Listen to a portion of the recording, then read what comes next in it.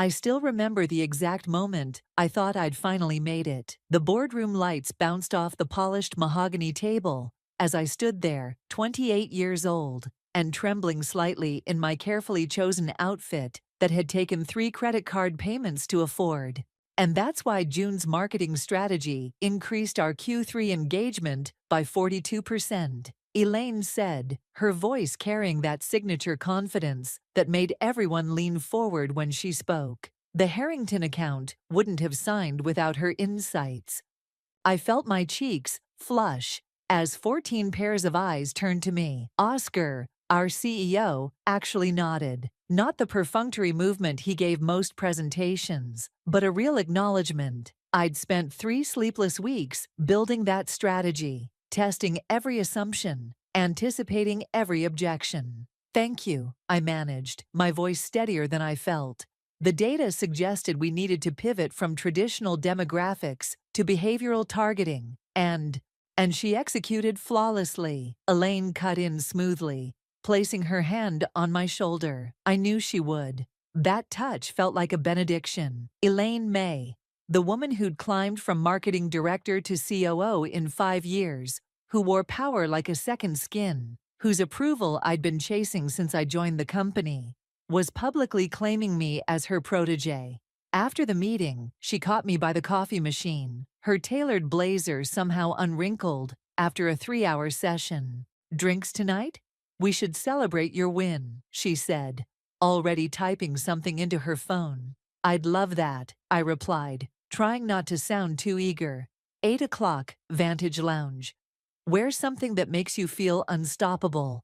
She smiled, that rare full smile that transformed her usually calculating face into something almost warm.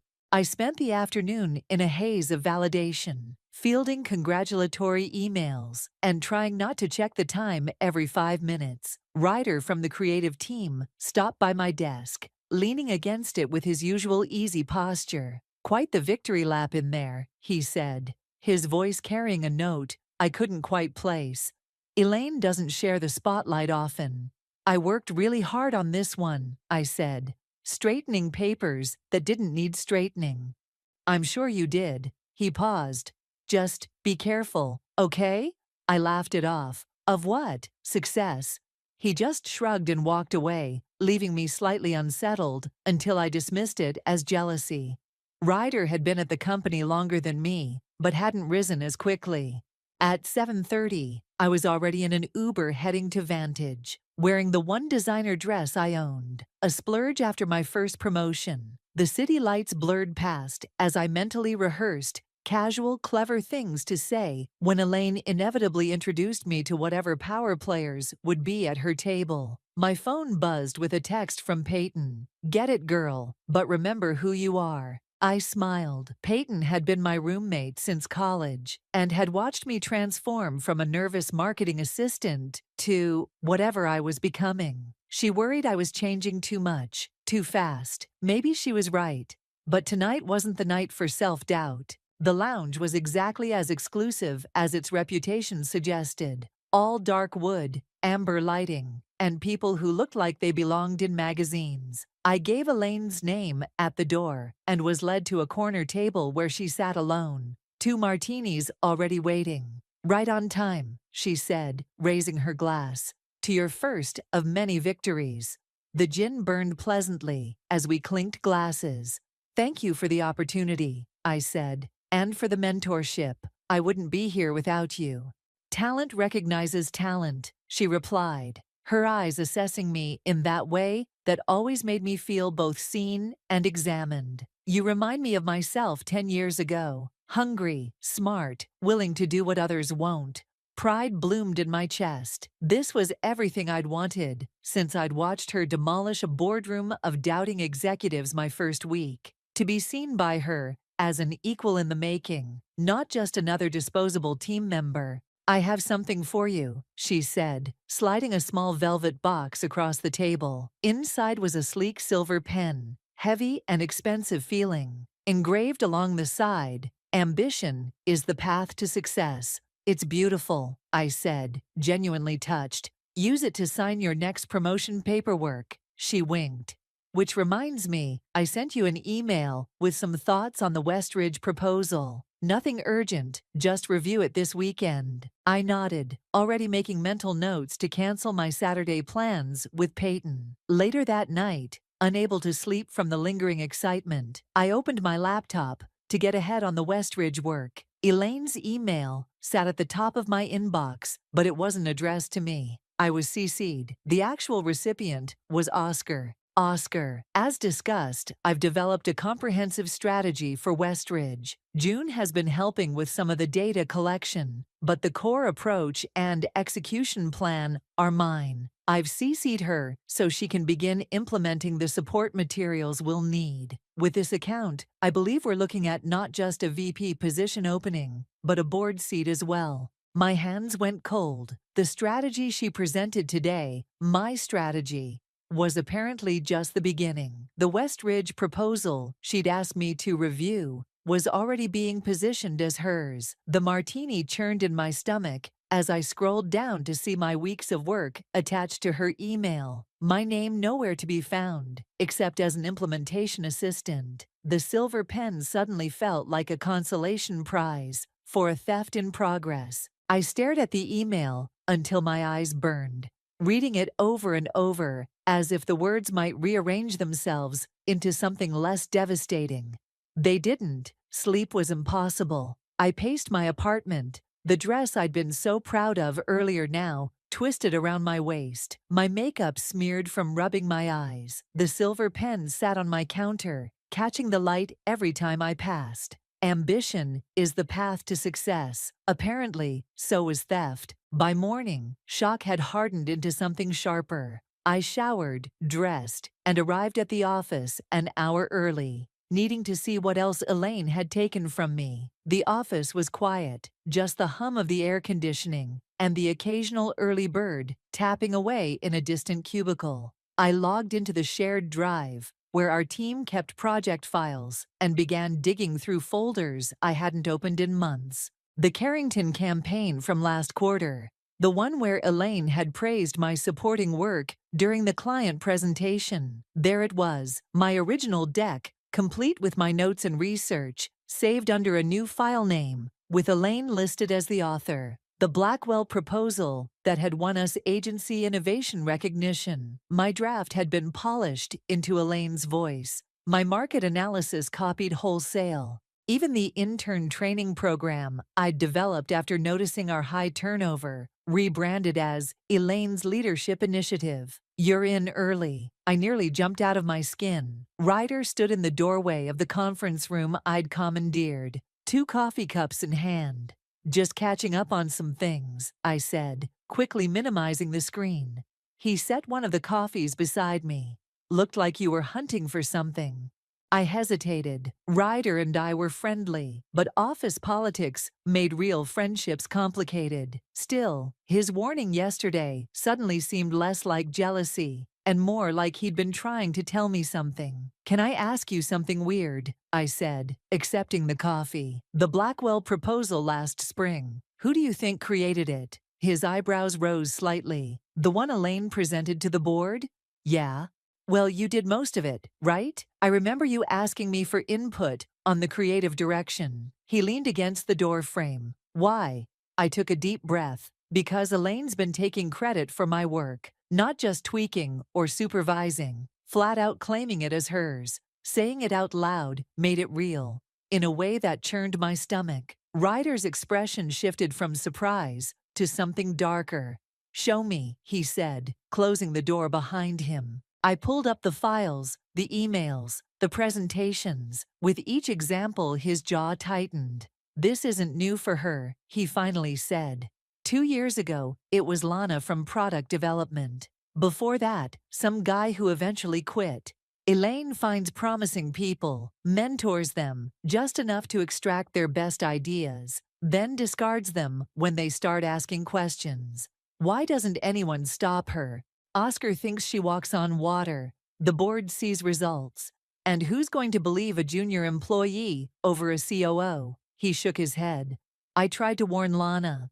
She confronted Elaine directly and ended up transferred to the Cleveland office. My phone buzzed with a calendar notification. Staff meeting in 30 minutes, with Elaine presenting the Westridge strategy. I can't just let her take credit for Westridge, I said, my voice tight. That's months of my work, my research, my ideas. What are you going to do? Stand up in the meeting and call her a thief? Ryder's voice was gentle but firm. You need to be smarter than that. He was right. A direct confrontation would be career suicide. I needed evidence, allies, a plan. But I also couldn't sit through another meeting, watching Elaine build her empire on my foundation. I need to buy some time, I said, more to myself than to Ryder. The staff meeting was already filling up when I arrived. Elaine stood at the front, arranging presentation materials, looking immaculate as always, in a crisp white blouse and charcoal pencil skirt. She caught my eye and smiled. That same mentor's smile that had once made me feel chosen. Now it made me feel hunted. June, perfect timing, she called. I was hoping you could help distribute these before we start. She handed me a stack of presentation folders, my Westridge strategy, repackaged with her name on the cover. Our fingers brushed during the handoff, and I had to fight the urge to recoil. Actually, I said, my heart hammering, I'm not feeling well. Might be food poisoning from last night. I pressed a hand to my stomach for effect. I need to go home. Concern flashed across her face. Perfectly calibrated, utterly false. Oh no, was it something at Vantage? Must have been, I replied, matching her performance. I hate to miss this, but, of course, health comes first. We'll catch you up tomorrow.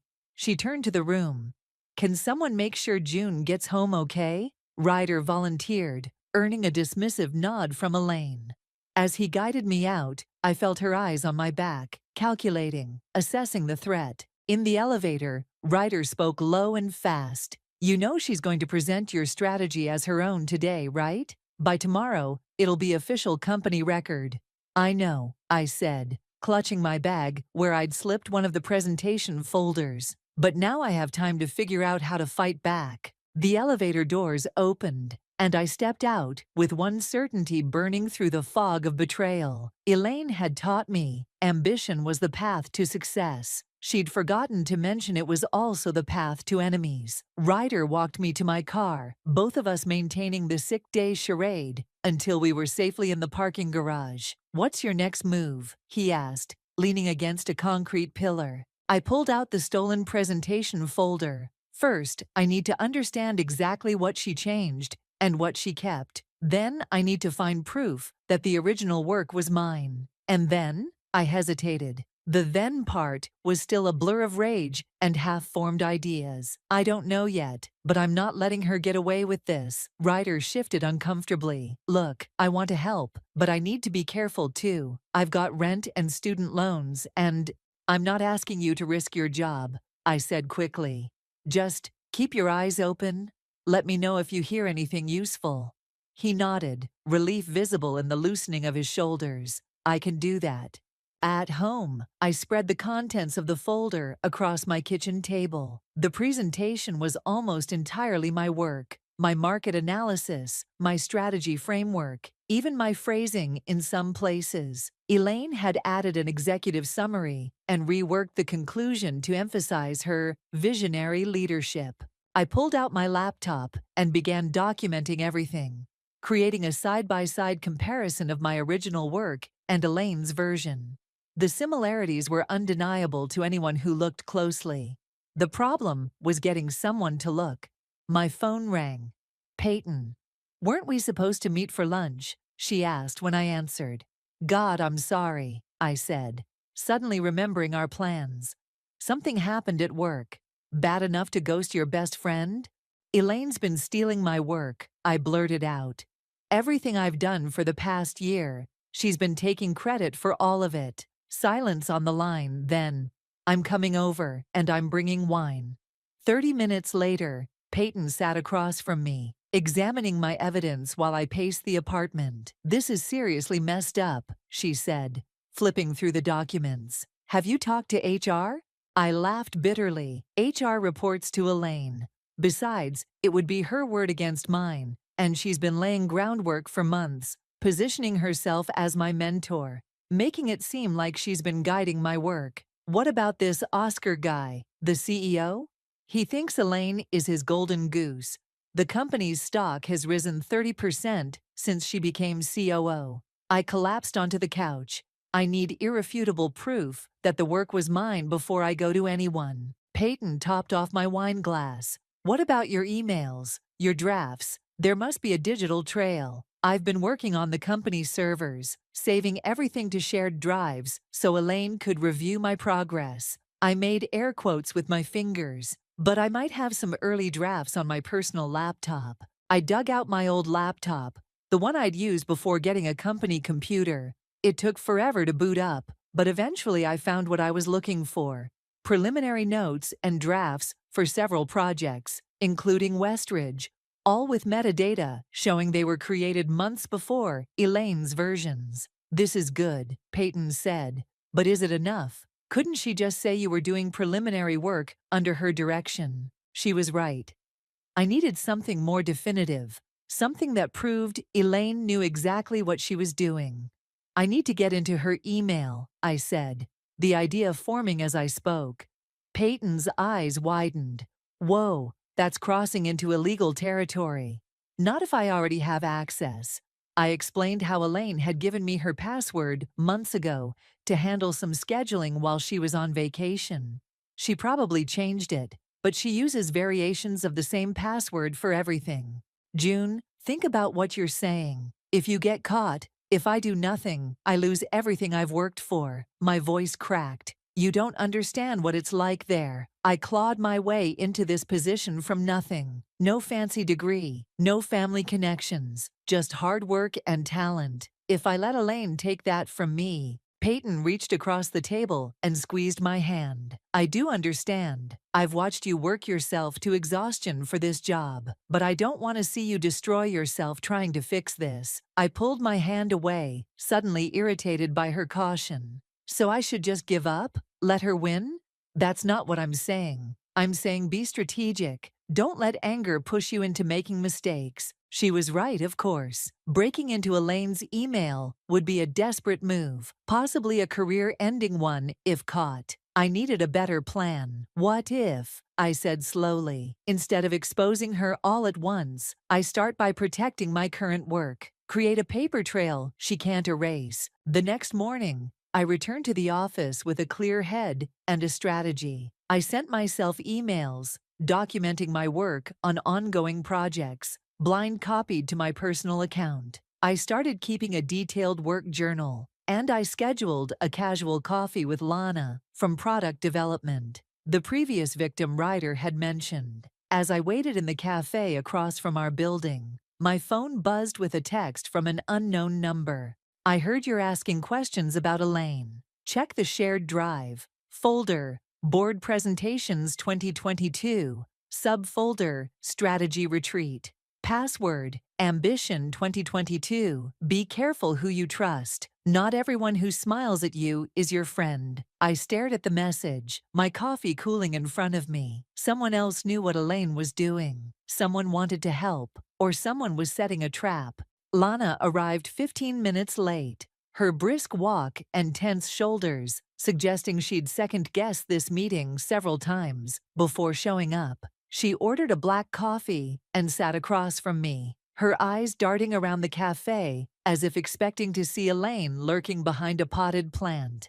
I can't stay long, she said, not quite meeting my gaze. Thanks for coming. I kept my voice casual, though my heart was racing. I wanted to ask your advice on managing cross-departmental projects. Lana's smile was tight. Cut the bullshit, June. Ryder told me what you're really asking about. I blinked, caught off guard by her directness. He shouldn't have. No, he should have. She leaned forward. Because I wish someone had warned me about Elaine before she derailed my career. For the next 20 minutes, Lana detailed her own experience, how Elaine had mentored her, praised her publicly, then systematically claimed credit for her innovations.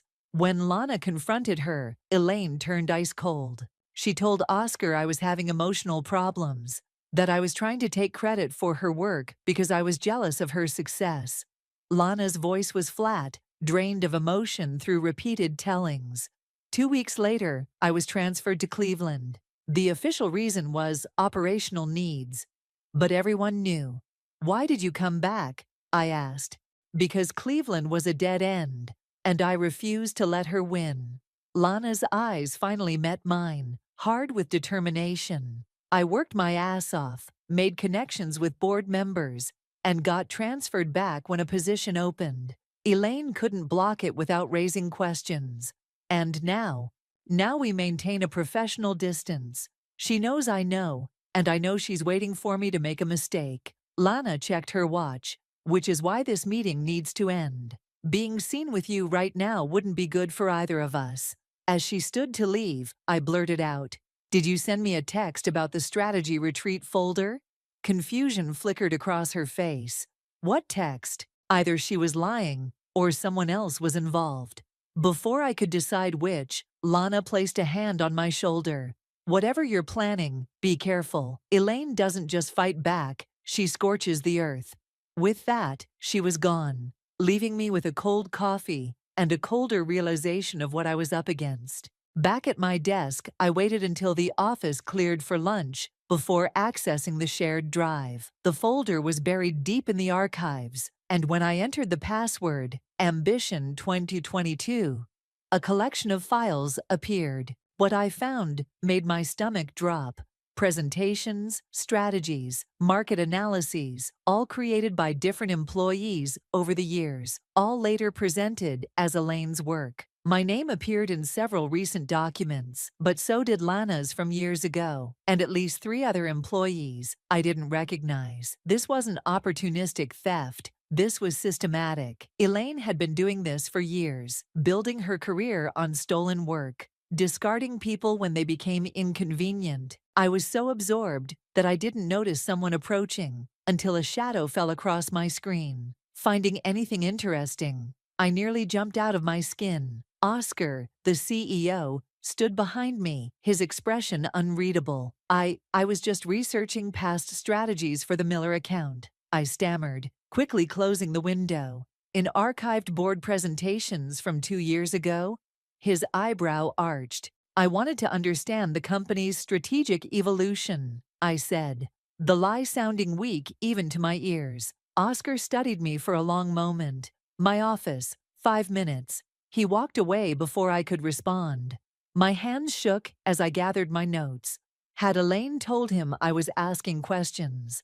Was this the beginning of my own transfer to corporate Siberia? Oscar's office occupied the corner of our floor.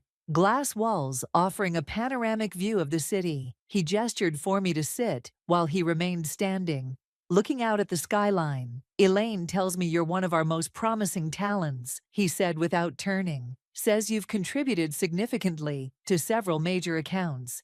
"Contributed," I repeated, the word bitter on my tongue. Now he turned, his expression shrewd. "You disagree with the characterization." It was the opening I needed, but fear closed my throat. This man could end my career with a phone call, yet staying silent meant accepting defeat. "I don't just contribute, Oscar, I create. The Westridge strategy, mine. Harrington, mine. The new engagement metrics we're using, also mine." The words tumbled out, fueled by weeks of suppressed anger. Elaine has been taking credit for my work since I joined her team. I expected denial, dismissal, maybe even anger. Instead, Oscar sighed and sat down heavily. "I was afraid of this," he said quietly. "It's happening again." My breath caught. "You know, I've had concerns about Elaine's management style for some time, but she delivers results, and accusations without proof are just office politics." He fixed me with a penetrating stare. "Do you have proof, June?" I thought of the anonymous text, the hidden folder, my original drafts.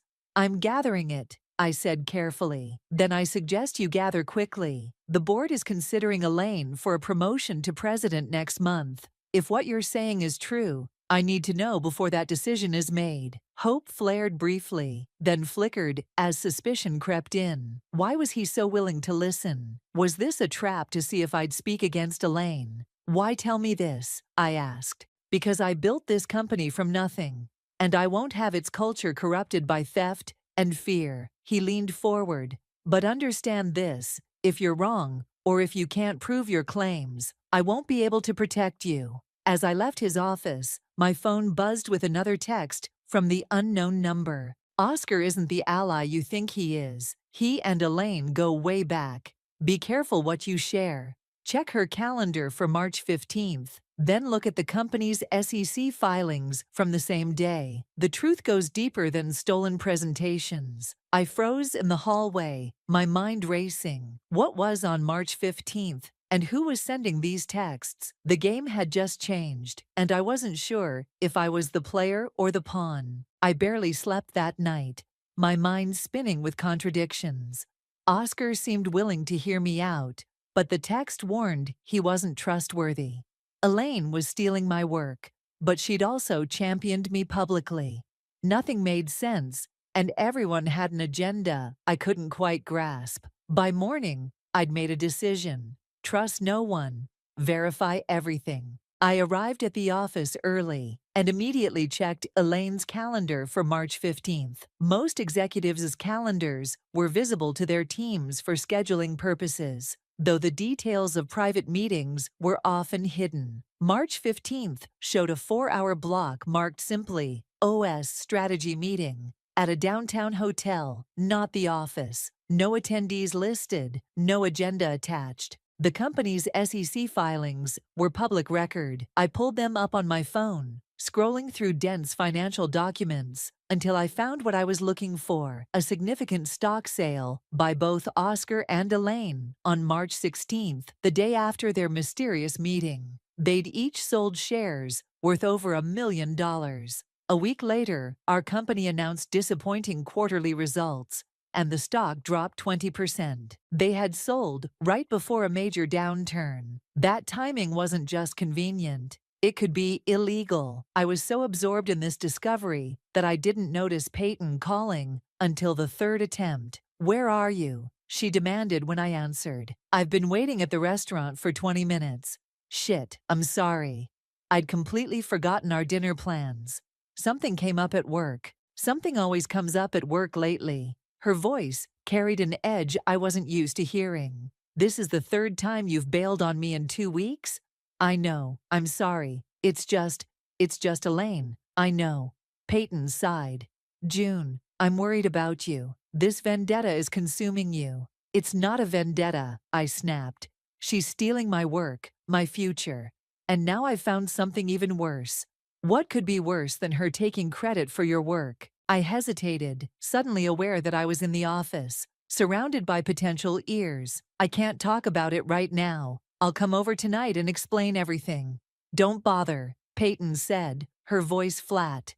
"I'm going out with other friends who actually show up when they say they will." The call ended before I could respond. I sat there, phone in hand, a hollow feeling spreading through my chest. Peyton had been my rock since college, the one person I could always count on. Now she was pulling away, and I couldn't blame her. But I couldn't stop either, not when I was finally getting close to the truth. I spent the rest of the day gathering more evidence, carefully documenting the timeline of Elaine's theft and the suspicious stock sales. By evening, I had a solid case, not just of plagiarism, but potentially insider trading. As I was preparing to leave, Ryder appeared at my desk. "You missed the department meeting," he said quietly. "I was following up on something important." "What did I miss?" "Elaine announced she's recommending you for promotion to senior manager." I froze. "What?" "She sang your praises for 15 minutes, talked about your contributions to Westridge, and how you're being groomed for leadership." His eyes narrowed. It was quite the performance. My mind raced. A promotion would mean more money, more responsibility, more visibility. It would also make me look ungrateful if I accused her now. "She knows," I whispered. "She knows I'm on to her, and she's trying to buy my silence. Or set you up for a bigger fall," Ryder suggested. Promote you, integrate you further into her schemes, make you complicit. The elevator dinged, and Elaine stepped out, spotting us immediately. Her smile was warm as she approached, but her eyes were calculating. June, just the person I wanted to see. She placed a hand on my shoulder. I hope you don't mind. I made the announcement without you there. I wanted it to be a surprise. It certainly was, I managed, my face carefully neutral. We should discuss your new responsibilities over dinner. Are you free tomorrow night? Her tone made it clear this wasn't really a question. Actually, I have plans with Peyton tomorrow. The lie came easily. But I could do Friday. Perfect. The Capitol Grill at 7. She squeezed my shoulder. I'm so proud of how far you've come under my guidance. Every word was a dagger, but I smiled through it. I couldn't have done it without you. After she left, Ryder whistled low. You should consider acting as a backup career. That was impressive. I learned from the best, I said bitterly. Listen, I need to tell you something, but not here. We walked to a coffee shop 3 blocks away, far enough from the office to be safe. There, I laid out everything I'd discovered. The systematic theft, the suspicious stock sales, Oscar's ambiguous position. Ryder's face grew increasingly grave. June, this is way bigger than office politics. If they're trading on inside information, that's federal territory. I know, that's why I need to be absolutely certain before I do anything. What's your next move? I took a deep breath. I need to access Elaine's emails from March. I need to know what was in that meeting and who else might be involved. That's risky as hell. So is doing nothing. I met his eyes. Will you help me? He hesitated, conflict clear on his face. What exactly would helping entail? I need a distraction, something that will keep Elaine out of her office for at least 15 minutes while I check her computer. The weight of what I was asking hung between us. This wasn't just about standing up for myself anymore. This was potentially criminal activity on both sides. If we get caught, he began. I know, but if we don't try, they win. Again. Ryder was quiet for a long moment, then nodded slowly. Friday, during your dinner, I'll create a system emergency that needs her immediate attention. You'll have 15 minutes, max. As we parted ways, my phone buzzed with a text from Peyton. I'm still mad at you, but I love you. Whatever you're doing, please be careful. Some things aren't worth the cost. I stared at the message, wondering if she was right. Then I thought of Elaine's smug face, announcing my promotion. A promotion built on my stolen work. And my resolve hardened. Some things were worth any cost. Friday arrived with the weight of inevitability. I spent the day in a state of hyper-awareness, noting every glance, every conversation around me. The office felt like a minefield. One wrong step, and everything would explode. Elaine was in meetings most of the day, which gave me time to prepare. I rehearsed what I would look for on her computer, how quickly I could search her emails, what keywords might yield results fastest. At 6:30, I left to meet her at the restaurant, my stomach in knots. The Capitol Grill was exactly the kind of place Elaine loved. Expensive, exclusive, the kind of establishment where deals were made over rare steaks and $100 bottles of wine. She was already there when I arrived, nursing a martini at a corner table with a perfect view of the room. Power positioning, another one of her tactics. June, she smiled, rising slightly as I approached. You look lovely. Thank you, I said, smoothing the dress I'd chosen carefully. Professional but confident, armor for the battle ahead. We ordered drinks, made small talk about the weather, the restaurant, inconsequential office gossip. All the while I watched the minutes tick by on my watch, knowing Ryder would be positioning himself for our plan. So, Elaine said finally, leaning forward, let's talk about your future. Senior manager is just the beginning. I see a director role for you within 2 years, VP within 5. The path she described was exactly what I dreamed of when I joined the company. Now it felt tainted, built on theft and lies. That's very generous, I said carefully. I'm curious though, what exactly impressed you about my work on Westridge? A flicker of something, caution, perhaps, crossed her face before her smile returned. Your analytical approach, of course. The way you identified behavioral patterns, the competition missed. Interesting. That was actually based on research I did back in February, before you were even involved in the project. Her smile didn't waver, but her eyes hardened. We all build on each other's ideas, June. That's how good teams function. I hope you're not suggesting otherwise. Before I could respond, her phone rang. She glanced at it, frowned, and answered. This better be important. What? No, that's not possible. Her voice sharpened. I'll be right there. She hung up, already gathering her things. System crash at the office. The Westridge presentation is corrupted, and we need it for the morning meeting. She threw cash on the table. Rain check on dinner. We'll continue this conversation Monday. As she rushed out, I felt a surge of both relief and anxiety. Ryder had come through. Now it was my turn. I waited 5 minutes, then took a cab back to the office. The security guard waved me through. I was a familiar face, and plenty of people worked late on Fridays. The executive floor was deserted, except for the sound of raised voices coming from the IT department down the hall. Elaine's office was unlocked. She'd left in too much of a hurry to secure it. I slipped inside, heart pounding so loudly I was sure someone would hear it. Her computer was still on, the screensaver swirling colors across the monitor. I moved the mouse, and her desktop appeared. No password prompt. Another stroke of luck. She must have disabled the automatic lock when she stepped away. I went straight to her email, searching for March 15th. There it was, a calendar invitation from Oscar for the OS strategy meeting, with a note, usual place, bring the Q1 projections, private conversation. Attached was a document labeled Q1 Actual Vise G Projected.xlsx.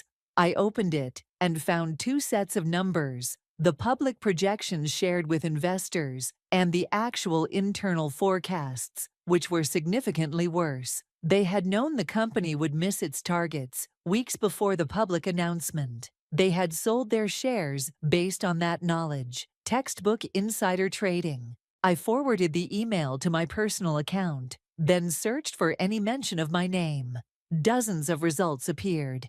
I clicked on the most recent, from yesterday. Oscar. June is getting too close to the Westridge situation. I'm promoting her to keep her loyal and distracted. If that doesn't work, we may need to consider a restructuring that moves her elsewhere. She's smart, but ultimately replaceable. Let's discuss options at our next meeting. My hands shook as I forwarded that email too. Then I heard it. Footsteps approaching the office. I quickly closed everything, slipped behind the door, and held my breath.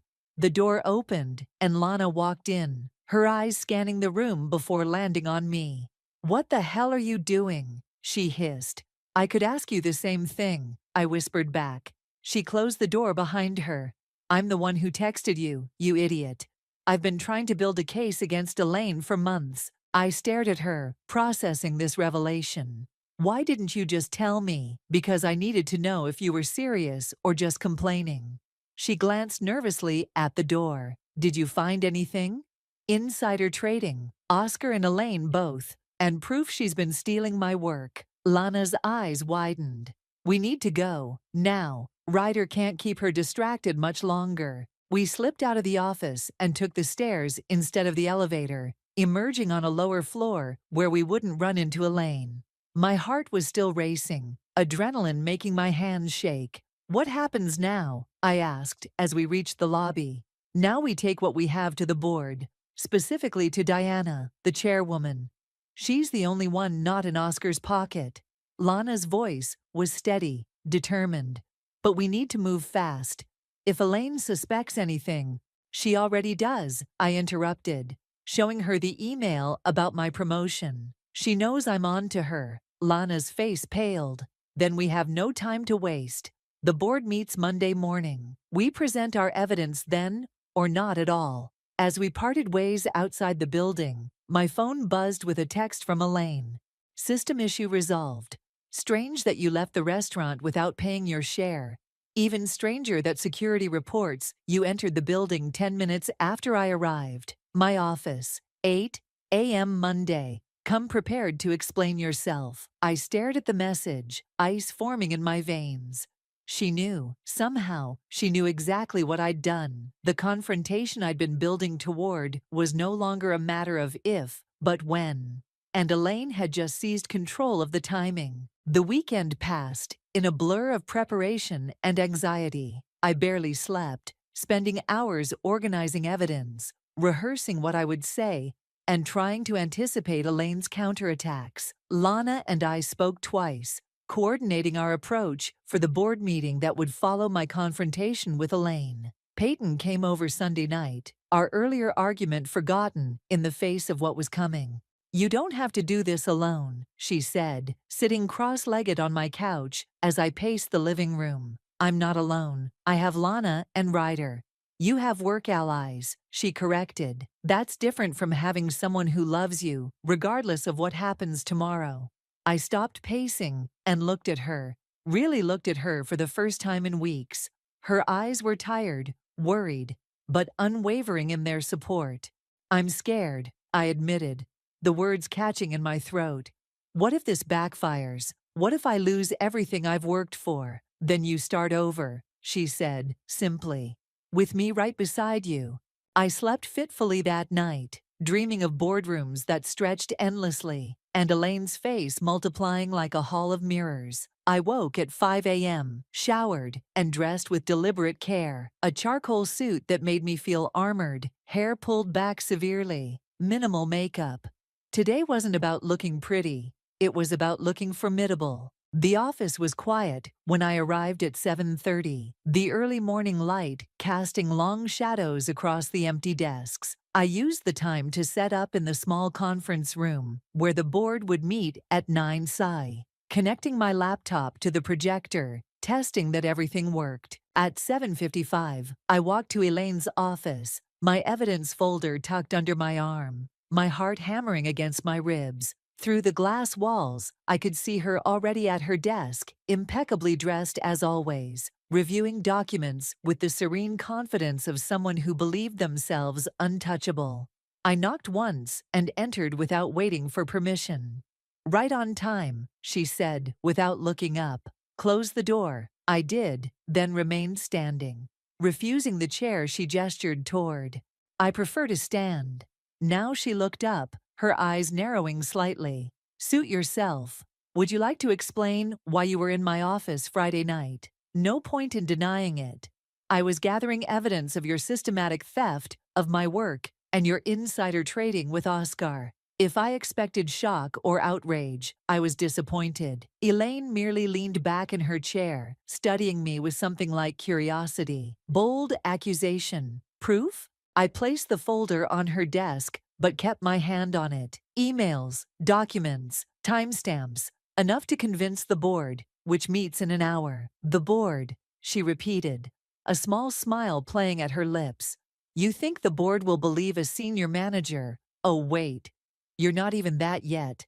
Over the COO who's doubled the company's market share. I think they'll believe evidence.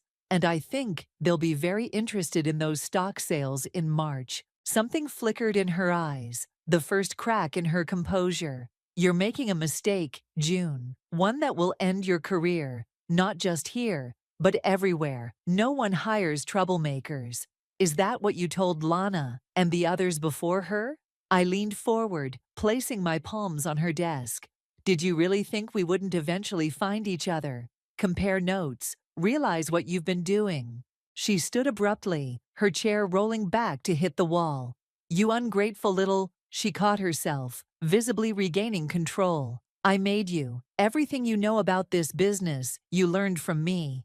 No, I said, my voice steady, despite the adrenaline coursing through me.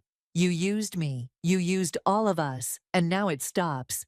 This isn't a negotiation, she snapped. What do you want? Money? A real promotion? Name it. I want credit for my work. I want you to admit what you've done. And I want you to resign." She laughed, the sound brittle and sharp. "Never going to happen." "Then I'll see you in the boardroom."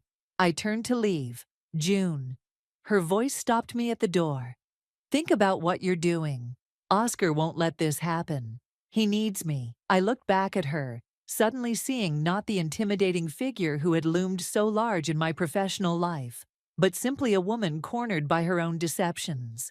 "Maybe he does, but after the board sees the evidence of your insider trading together, he'll be too busy saving himself to help you." The boardroom was filling up when I arrived. Lana was already there, sitting quietly in a corner, her face a mask of professional calm. Ryder stood by the coffee station, giving me a subtle nod. Oscar entered last, followed by Elaine, both of them radiating confidence that seemed forced around the edges. Diana, the board chairwoman, called the meeting to order. "I understand we have an unscheduled presentation this morning." I stood, feeling every eye in the room on me. "Yes, I have evidence of systematic intellectual property theft within the company, as well as potential securities violations." Oscar's face darkened.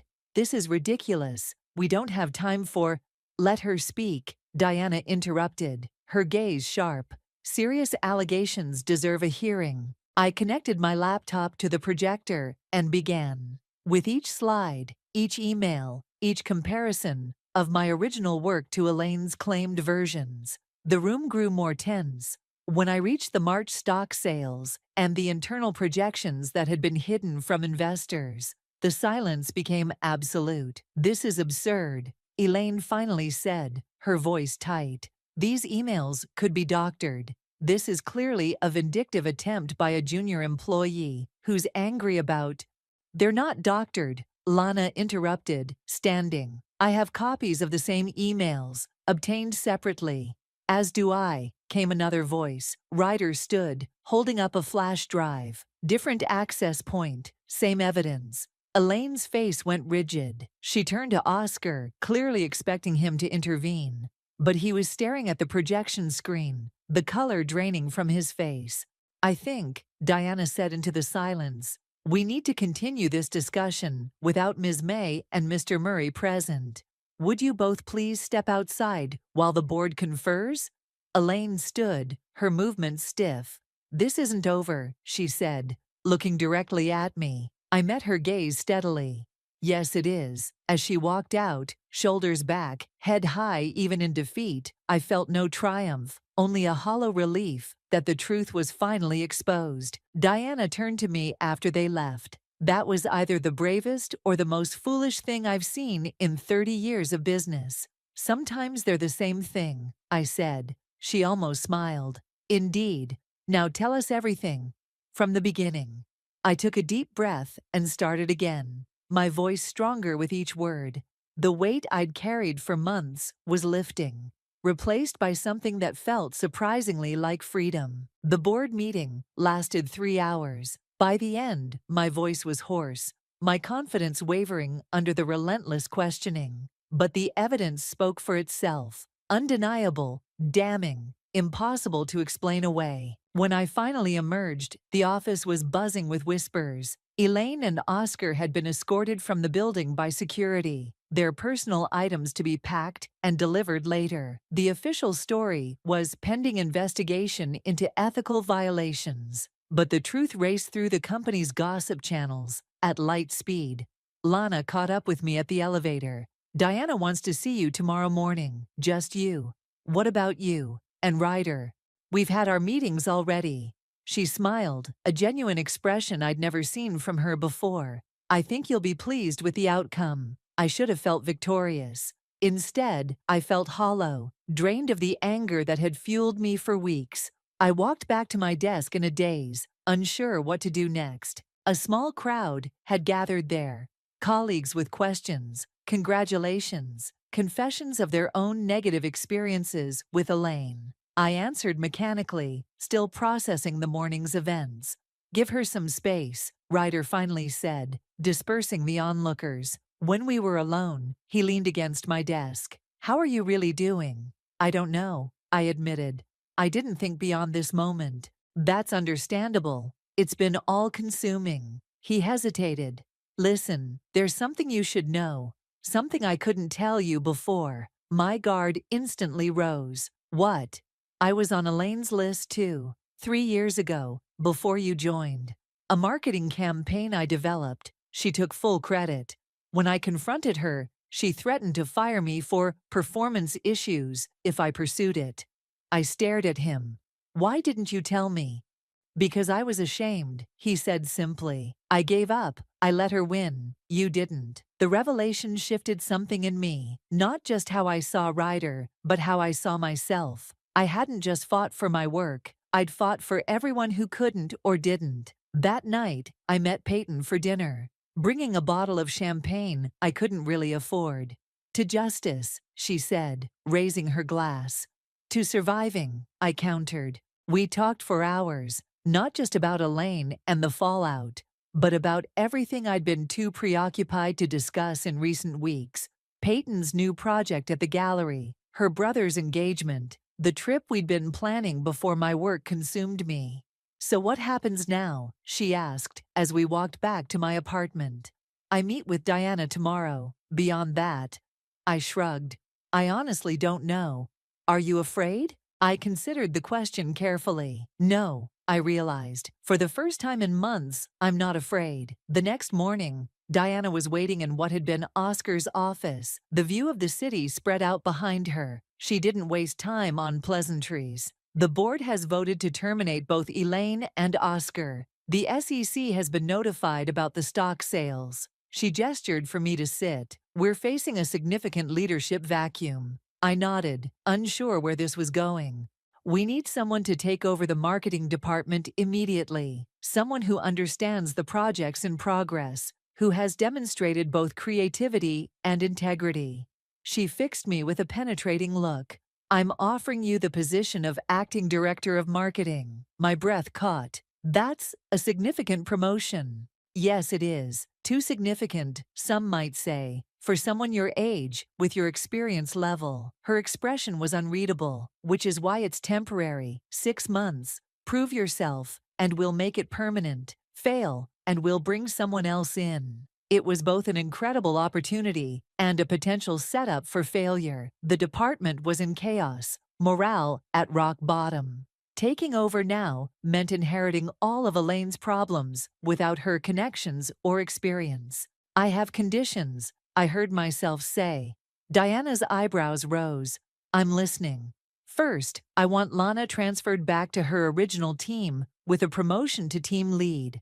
Second, I want a full audit of all projects from the past 2 years, with proper credit restored to the actual creators. And third, I took a deep breath. I want a seat at the table when you discuss the company's ethical guidelines moving forward. I expected resistance, maybe even withdrawal of the offer.